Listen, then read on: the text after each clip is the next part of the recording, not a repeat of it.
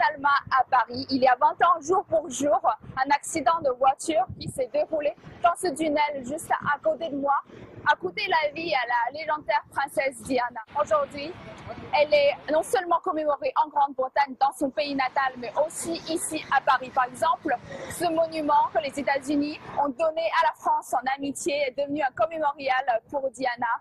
Aujourd'hui, les bouquets de fleurs s'entassent sur cette flamme de la liberté. C'est une femme qui avait beaucoup de notoriété et puis c'était une très jolie femme. Elle a mené beaucoup de combats et le fait qu'elle soit morte dans la capitale française, ça a touché tout le monde. Une tragédie qui a suscité un retentissement international, même jusqu'à aujourd'hui.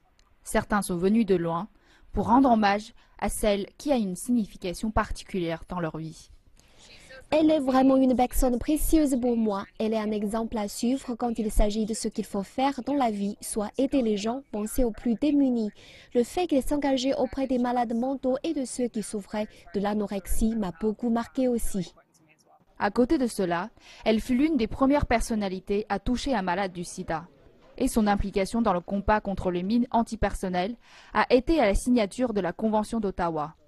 Son soutien aux actions humanitaires lui a gagné le surnom « la princesse des cœurs ». Il y a eu une hystérie pour elle parce qu'elle avait montré un visage que l'on disait inhabituel de la monarchie, en bousculant les codes, en brisant les règles.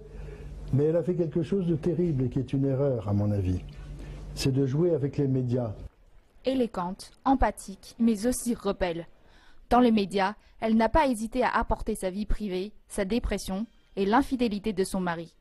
Dans une interview de la BBC, elle a même mis en doute la capacité de la famille royale anglaise à régner.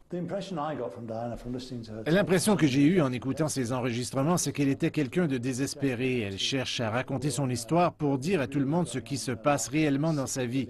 Elle en a marre de vivre dans le mensonge, parce que devant le public, elle est toujours souriante, mais que dans sa vie privée, c'est soit le silence, soit les engueulades avec son mari, le prince Charles.